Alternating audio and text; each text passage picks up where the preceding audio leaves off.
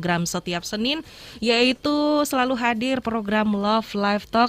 Ini berbicara tentang asmara, kehidupan juga sahabat Sonora, dan kebetulan pagi hari ini kita membahas ojo dibanding-bandingke, benarkah rumput tetangga lebih hijau, bersama dengan Mas Okta Stika Badan Nirmala SPSI CHT CTSA, praktisi psikologi, penulis buku Terapi Pikiran Bahagia dan konselor di kataoktakartika.com. Tentunya program acara Love Life Talk ini merupakan kerjasama Radio Sonora Surabaya dengan Kata Okta Kartika. Mas Okta, ada yang bergabungkah dari IG Kata Okta Kartika hari ini? Hanya view aja. Hanya view aja ya untuk hari ini. Boleh kok sahabat Sonora yang mau bergabung juga ataupun sekedar sharing sama Mas Okta ya. Mumpung Mas Okta juga hari ini live di IG-nya Kata Okta Kartika begitu. Nah, Mas Okta, ngomong-ngomong soal pasangan yang suka membanding-bandingkan diri kita dengan orang lain, entah itu dengan tetangga ataupun mungkin dengan temannya ataupun mungkin bisa jadi dengan keluarganya. Gimana cara kita untuk menghadapi atau menyikapi pasangan yang seperti itu?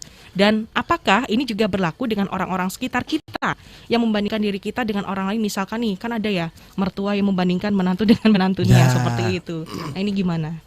Satu, yang harus diutamakan adalah dengan pasangan dulu. Oke, jadi untuk menantu, untuk mertua itu berikutnya. Oke. Asal kita dengan pasangan sudah kompak, Ya. orang lain mertua termasuk itu jadi orang lain.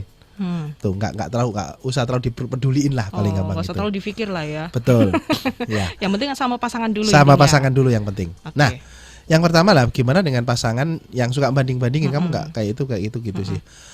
Ada baiknya sih ngobrol tuh arahnya begini. Kamu pengennya itu aku gimana? Oke, bikinnya gimana? Terus disesuaikan. Apakah gini? Ada kalau dalam psikologi itu ada Oedipus kompleks. Jadi Oedipus kompleks itu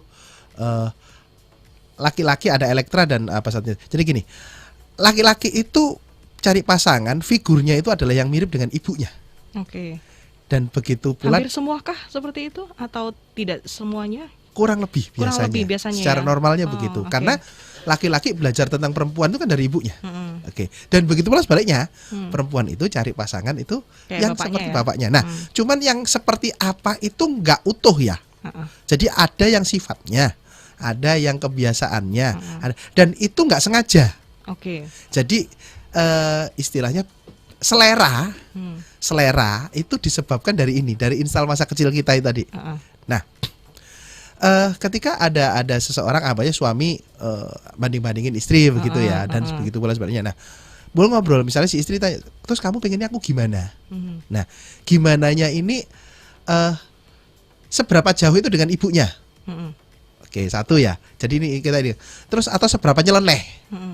Nah, terus dicek lagi seberapa nyaman.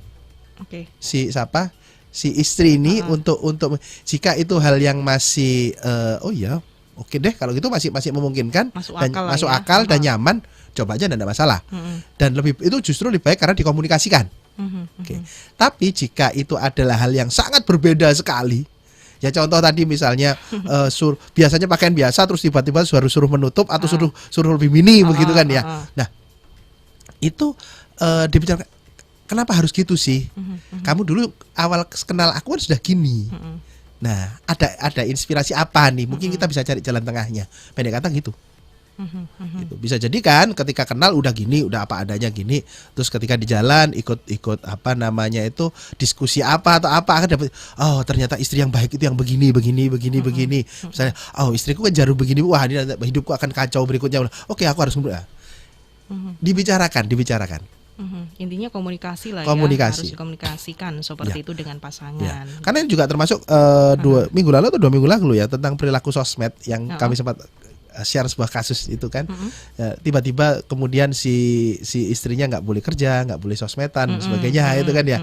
Nah itu kan juga terjadinya tiba-tiba. Nah padahal sejak awal itu ya sudah kerja, sudah pakai sosmed, terus tiba-tiba sudah berhenti. Kenapa? Nah itu didiskusikan. Apalagi mendadak kayak gitu. Apalagi mendadak. Nah tapi memang jangan-jangan karena ada orang-orang yang belum dewasa saat memilih pasangan. Bingung kan? Belum dewasa ini adalah nggak ngerti maunya sendiri. Nah, ibarat mobil pickup dan station tadi. Jadi aku sendiri nggak tahu sih, pokoknya mobil gitu aja. Ya. Nah, terus tiba-tiba aku ini kalau ada yang dekat sama aku ini station nih, asik nih. Oke. Seiring berjalan Kan banyak surprise berkaitan dengan station. Mobil station. Tapi enggak deh, mobil tuh yang enak itu kalau buat bawa barang banyak itu baru keren sebetulnya. Setelah menikah baru sadar kebutuhan saya itu seperti apa. Nah, itu yang seringkali terjadi. Oke, tapi atau hanya sekedar ikut-ikutan karena memang temannya seperti itu, jadinya pengen kayak gitu juga gitu, Mas Okta. Bisa jadi karena bisa jadi teman juga bisa jadi. ya? Nah, bisa jadi. Oleh sebab itu boleh ditanyakan dong, apalagi kalau konteksnya sudah menikah. Ini berarti kan bukan anak SMA yang pacaran cinta monyet kan? Gitu. Kita ngomongnya lebih banyak aspek, ngomong masalah anak, keuangan, ngomong masalah masa depan, macam-macam. Jadi ketika pun ada influence dari teman begini, informasi apa, nggak usah teman, diskusi sosmed dan sebagainya, dibicarakan lah. Itu sebabnya. Terus kalau misalnya aku nggak mau gimana? Kalau aku belum nyaman gimana? Aku belum siap Gimana? Apakah kamu maksa aku terus? Kamu maksa aku terus juga nggak ada manfaatnya loh. Aku malah capek loh, malah bete loh. Kalau aku bete juga semuanya akhirnya terbawa bete juga. Gimana kalau udah kita nego lah, sama-sama nego. Asal ada komunikasi, hindari untuk kebatinan sekali lagi. Nggak ngomong, nggak apa, tahu-tahu begini, tahu-tahu begitu, ambil keputusan begini begitu. Nah, tiba-tiba selingkuh misalnya begitu kan ya. Nah, misalnya membayangkan aja, misalnya ternyata pasangan kita ini mau untuk apa? Tadi itu misalnya menerima request. Ya, kan lebih baik dong. Tapi dibicarakan. Yang repot tuh kalau nggak dibicarakan. Itu ya, kadang memutuskan sendiri Memutuskan kayak gitu sendiri. ya, tanpa konsultasi dulu dengan pasangan pengen seperti itu. Kemudian Betul. pasangan belum tentu setuju atau nggak setuju, dia akhirnya nggak ada kebutuhan yang terpenuhi di situ, akhirnya sama orang lain. Sama orang lain. Itu ya, yang satu sama orang lain, yang satunya kenapa sih ini baper sendiri kan? Itu yang kacau sering terjadi. Nggak ketemu jadi, nggak ada titik temunya. Tapi yang pasti kalau sama mertua udah deh, itu nggak usah dipikir ya intinya ya. Ya, syukur-syukur. Khususnya jika memang tinggalnya sudah nggak dengan mertua, itu malah lebih bagus. Tapi kalau misalkan sama mertua ya sudah. Kalau misalnya masih tinggal sama mertua, yang perlu dipahami adalah satu, segala peraturan yang berlaku di situ adalah peraturan yang punya rumah. Oke ya. Nah, jadi logis dong, misalnya ada menantu satunya habis makan tuh cuci piring, yang menantu satunya langsung ditaruh, ya jadilah dibandingin. Oke, karena masih berada dalam peraturan yang sama di rumah mertua. Tapi jika Anda sudah punya rumah sendiri, tinggal berbeda, minimal ngekos sendirilah minimal. Anda bisa bikin peraturan sendiri sama pasangan Anda. Bebas lah ya. Bebas. Semau Anda lah ya. Iya. Makanya lebih enak memang ngekos meskipun rumahnya kecil tapi nggak sama mertua. Ada yang bilang seperti itu. Betul, Jadi, rasanya itu lega, bebas seperti Bukan itu. apa? Karena memang hukum, ya wajar dong, hukum dimanapun juga itu yang buku peraturan yang berlaku adalah yang punya rumah. Betul.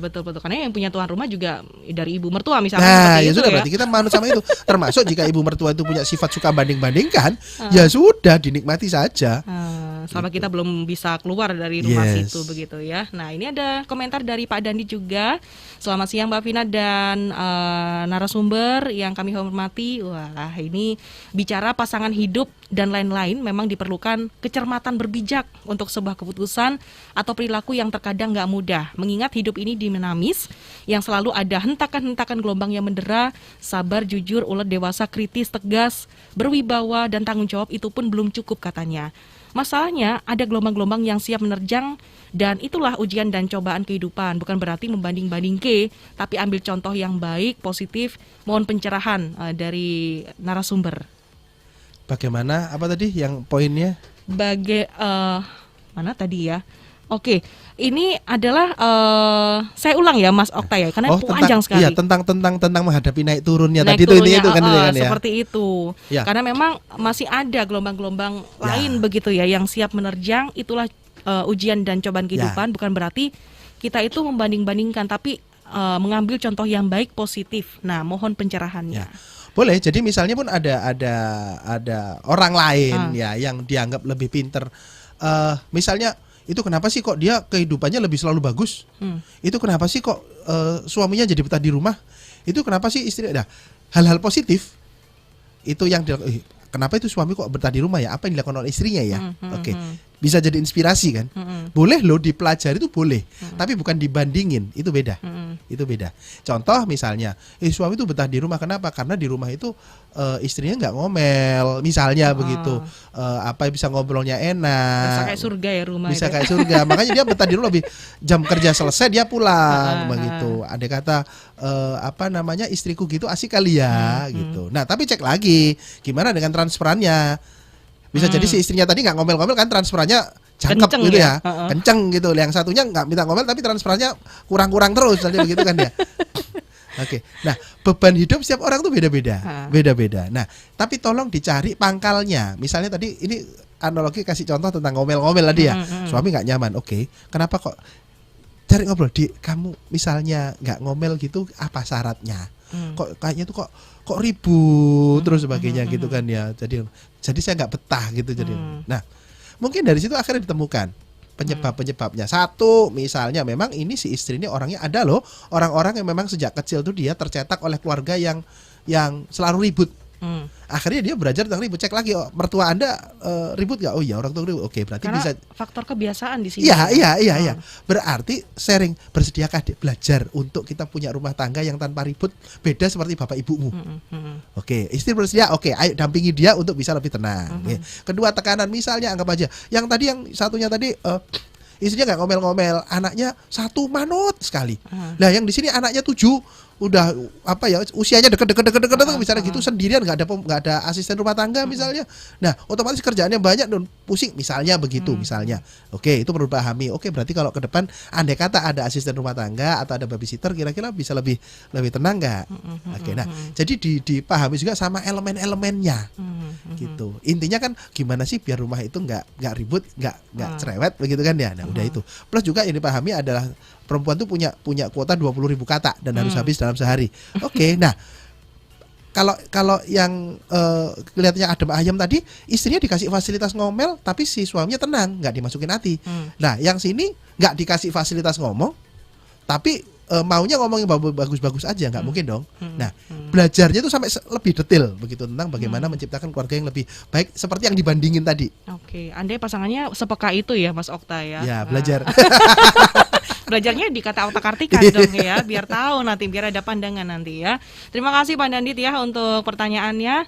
Nah, ini ada pertanyaan juga dari sahabat Sonora, ini udah lumayan banyak ya di YouTube Sonora Surabaya.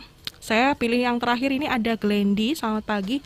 Ini saya sudah biasa dibanding-bandingkan dan selalu merasa kalah karena mereka membandingkan saya dengan orang yang kehidupannya pengalamannya lebih baik dari saya. Sakit hati sudah pasti, memotivasi tidak sama sekali karena yang saya dapat hanya rasa putus asa dan minder serta nggak pede.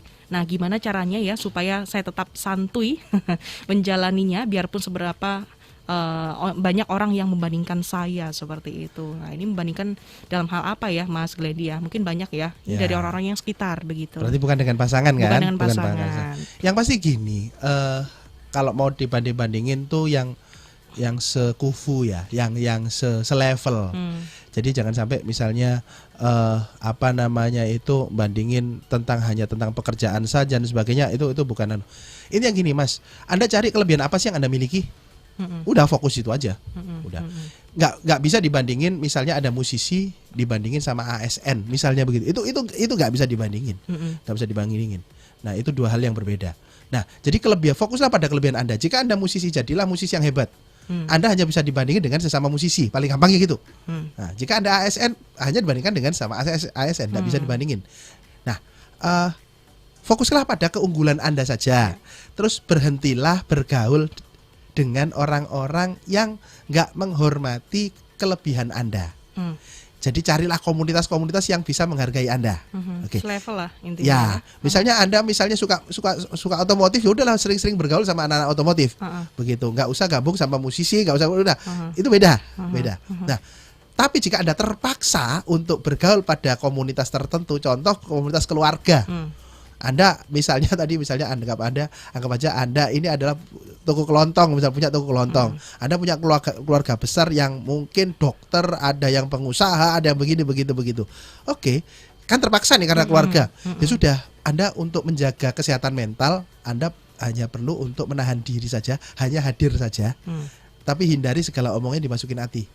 Lebih baik diem aja lah ya daripada nanti berkomentar hanya sekedar untuk membangun silaturahim saja. Gitu. Selebihnya cuekin, Anda lebih banyak bergaulah dengan orang-orang yang bisa menerima Anda. Oke, baik. Pertanyaannya Glendy, terima kasih. Kemudian ada Bastian, ini juga menarik nih. Maaf, mau tanya, teman saya itu cerita bahwa istrinya membandingkan suaminya dengan kakak ipar. Oke, bahwa kakak iparnya berani berkorban apa saja buat kesejahteraan keluarga. Istrinya berkata ke suami bahwa itu motivasi buatnya. Yang saya tanyakan, apakah membandingkan tersebut itu benar motivasi, dan apakah ada kesalahan hati dan dari mata istri kawan saya karena mencermati yang berlebihan. Terima kasih sebelumnya. Itu bisa dua hal. Satu, membandingkan tuh bisa jadi cara gampang untuk memotivasi. Contoh misalnya ada orang tua ke anak, kamu lu kok gak rajin kayak kakakmu sih, kamu lu gak kayak itu. Tujuannya memotivasi, tujuannya bisa jadi ya, tujuannya. Tapi sebenarnya itu nggak memotivasi. Saya sepakat dengan yang pertama tadi, itu nggak motivasi sama sekali. Itu adalah cara yang kurang pas untuk memberikan motivasi. Mungkin penyampaiannya juga salah juga di sini ya, Mas Okta ya. Nah kalau memang mau ajak suaminya memperjuangkan, ngobrol aja, Mas, kita butuh gini, gimana anunya? Aku apakah harus turun sendiri? Kamu siap bersedia jika aku sebagai istri itu yang harus cari uang tambahan tuh, misalnya begitu ya. Nah tapi bukan dengan membandingkan keluar. Gitu. Malah bisa curiga ini sebenarnya ini si istri ini suka sama siapa sih? Saya juga nggak tahu. Ini juga cerita dari teman saya, bilangnya seperti itu si Bastiannya begitu ya. Oke, ini ada Melody juga. Mengapa orang yang belum menikah banyak dibully dibanding-bandingkan dengan kehidupan mereka yang sudah menikah? Bukannya lebih baik mendoakan ya, seperti itu? Ya itu budaya masyarakat kita. Emang gitu. Banyak gitu ya terjadi. Ya jadi kalau saya bilang, bisa jadi Anda perlu, kalau Anda nggak terima, ini kalau boleh saya jadikan kita jadikan dendam positif. Kalau dendam negatif tuh misalnya Mbak Vina, saya merasa telah dihina oleh Mbak Vina. Kalau dendam negatif, saya akan menghancurkan Mbak Vina, gitu ya. Tapi kalau dendam positif, bagaimana saya bisa lebih besar dari Mbak Vina? Oke. Ya sudah, saya yakin kondisi Anda masih pas-pasan, gitu, sehingga Anda bisa dibully. Coba bayangkan jika Anda termotivasi, kerjalah sebaik mungkin. Oke, jadilah orang yang viral dalam hal yang baik. Sudahlah, meskipun ada yang bandingin, Anda bisa ngomong dalam hati ke dia, misalnya begini, aku single aja kayak gini, anakmu sudah nikah, hidupnya gitu-gitu aja. Ini kalau saya lihat konteks keluarga dibully sana sini. Oke, mungkin kabelnya Mas Okta. Oke. Iya. Tadi sempat hilang ya suaranya. Nah, jadi tadi saya lihat ini dari konteks dibully secara keluarga, secara lingkungan. Ya udah, yang dibully itu pasti orang yang lebih lemah. Betul kan? Dan yang orang lebih lemah ini seringkali nggak menemukan kebesaran dirinya. Kebesaran dirinya. Lah, maka itu carilah kebesaran Anda. Anda besar di mana? Besarkan diri Anda di situ, sehingga ketika ada orang bully Anda tetap bisa menjaga kesehatan mental Anda. Ini sama juga dengan yang bertanya sebelumnya tadi. Saya kasih contoh misalnya. Saya kebetulan sama istri itu dari kalangan ibaratnya itu keluarga besar kami itu macam-macam, tapi lebih banyak dari tataran karyawan, ASN dan sebagainya. Tapi dengan level, karena sudah usia dan sebagainya, levelnya lebih tinggi, begitu. Nah, sedangkan kami ini dari tataran yang non karyawan. Ya bisa jadi dibully dong, bisa jadi dibully kena dong. Juga ya? Iya kena juga dong, kena juga. Tapi kebetulan kami besar di bidang kami. Nah. Jadi ya saya sekarang ngobrol sama Mbak Vina. Sebelumnya kami ada di mana-mana juga. Akhirnya mau bully pun juga mikir. Meskipun kamu tak lihat lebih bawah dari aku, tapi kamu besar juga ya. Nah jadi itu besarkan diri Anda. Akhirnya orang nggak bakal bully deh. Oke, pokoknya ini ya, fokus pada kelebihan Anda begitu, sahabat Sonora ya. Intinya seperti itu. Buatlah karya, berprestasilah di bidang Anda. Jadi Anda nanti akhirnya Anda mau nikah, nggak nikah, itu akhirnya bukan masalah lagi. Karena hidup memang tidak ditentukan orang lain gitu ya. Anda sendiri ini tadi kan dibully gara-gara belum nikah. Betul. Terus nanti habis itu sudah nikah, belum punya anak, dibully lagi belum punya anak. Terus habis itu sudah punya anak satu, dibully lagi, anak cuma satu. Dan sebagainya. Terus itu nanti. Kapan itu akan selalu ada gitu ya. Jadi justru yang penting kan bukan bagaimana kita menyetop orang membuli, tapi bagaimana kita membesarkan diri kita sehingga akhirnya orang ngomong bully apapun juga nggak ngefek ke kita. Jadi intinya kalau ada yang orang seperti itu, membanding-bandingkan seperti itu, kita abaikan aja ya Mas Okta. Iya. Kalau kita besar, Kalau kita besar, otomatis itu terabaikan dengan sendirinya. Tapi kalau kita merasa kecil, I'm nothing, aku nggak bisa apa-apa, nggak punya apa-apa, pasti masuk dah. Dan kita makin merasa kecil gitu. Akhirnya jadi depresi. Aduh, jangan sampai seperti itu ya Melody ya, jangan sampai stres kayak gitu ya. Oke, ada Rizka juga. Lalu kalau kita mendengar orang yang membandingkan kita dengan orang lain, sebaiknya jawaban apa yang paling tepat? Saya menunggu bagian itu, tapi rasanya nggak ketemu. Oke, Anda kalau menjawab dengan tujuan memuaskan mereka, sepertinya nggak akan pernah ketemu jawaban. Karena Anda jawab, kalau sudah salah, udah kecil, ibaratnya ada orang dibully tadi, udah apa sih kamu udah gitu. Nah, yang penting itu bukan bagaimana menjawabnya, tapi bagaimana Anda membesarkan diri Anda tadi. Kalau bahasanya istri saya biasanya, ya senyumin aja kan gitu. Ya senyumin aja. Cukup ya senyum. Cukup. Karena percuma Anda mau senyum, mau ngomong, mau teriak-teriak, udah Anda tetap disalahkan juga. Jadi bagaimana daripada energinya keluar, bagaimana nggak sebaiknya dimanfaatkan untuk membesarkan diri. Oke. Karena pertanyaan membanding-bandingkan itu pasti nanti akan terus dikejar. Biasanya seperti itu nggak sih Mas Okta? Ya, memang ada orang-orang yang sukanya begitu. Saya rasa nanti boleh cek lagi, apakah Anda apakah setiap orang tuh selalu membanding-bandingkan Anda? Ataukah hanya 1-2 orang saja yang suka membanding-bandingkan? Yang lainnya enggak, sebetulnya biasa aja. Nah, tapi ya itu tadi, jangan-jangan hanya 1-2 orang yang suka membanding-bandingkan. Anda pikiran Anda mengeneralisir, semua orang membandingin aku, begitu. Udah terlalu baper. Nah, akhirnya baper. Akhirnya Anda meyakini bahwa setiap orang banding-bandingin, padahal enggak juga. Gitu. Jadi banding-bandingin gitu, betul, padahal enggak ya. Oke. Kemudian Rizka, terima kasih pertanyaannya. Ada Indra Bayu juga, lagi di fase berjuang mati-matian demi ngebanggain orang tua, nyampe di rumah malah dibanding-bandingkan dengan anak tetangga.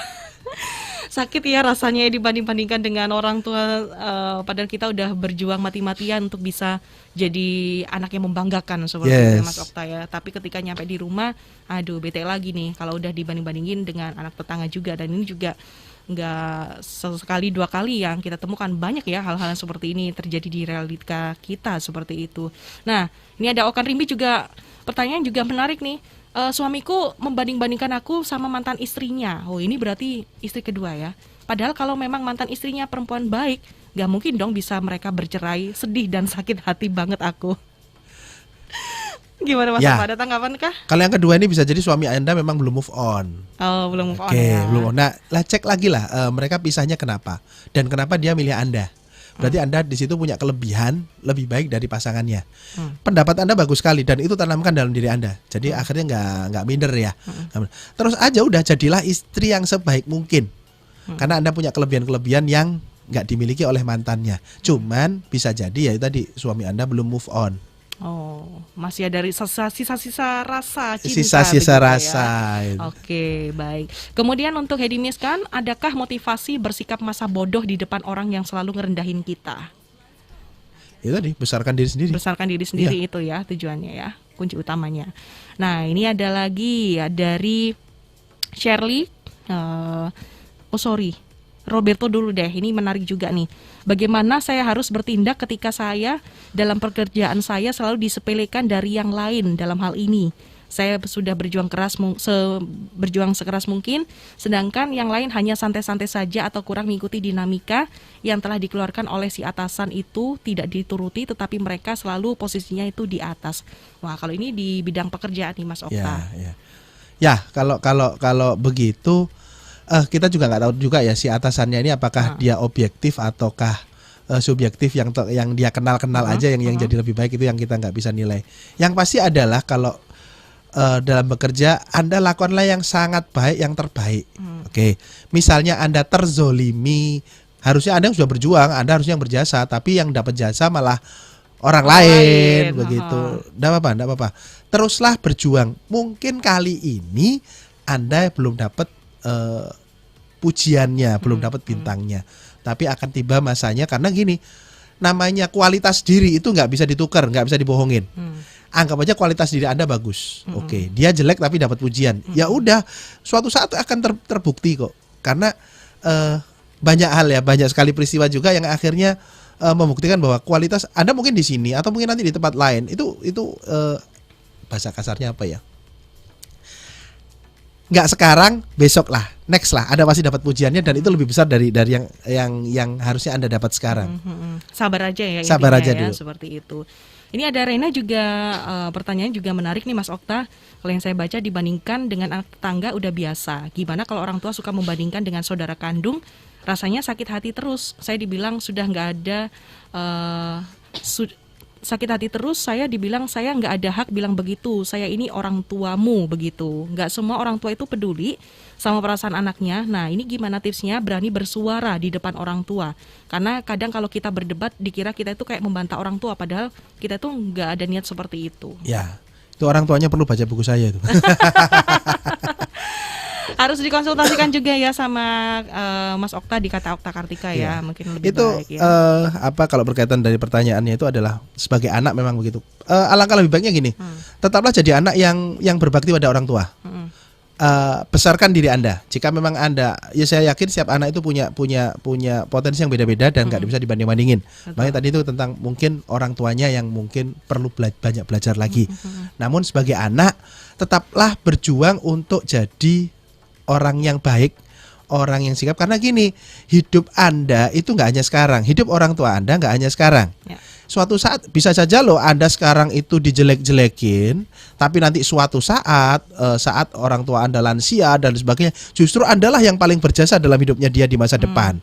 Banyak kejadian seperti itu. Next ya, mungkin kedepannya ya. Ini kan sama dengan yang tadi kan. Kalau tadi tetaplah jadi karyawan yang baik dan berprestasi, yang saja tetaplah jadi anak yang berbakti. Oke, baik.